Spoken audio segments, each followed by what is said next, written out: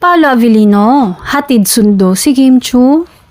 Usap-usapan ngayon sa social media ang pagiging maalaga at maalalahanin ni Paolo sa rumored girlfriend na si Kim Chiu.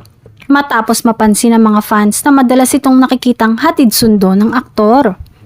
Sa ilang litrato at video na kumalat online, makikita si Paolo na personal na nagsasama o sumusundo kay Kim sa ilang taping at events.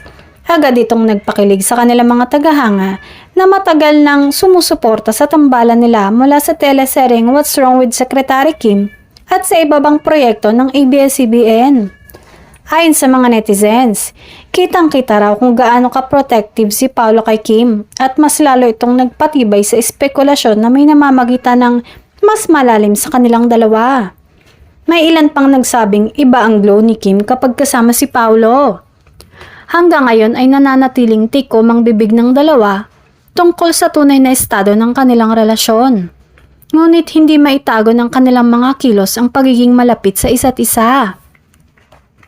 Para sa fans, sapat na ang makita silang masaya at magkasama, kahit pa walang direktang kumpirmasyon mula kina Kim at Paolo.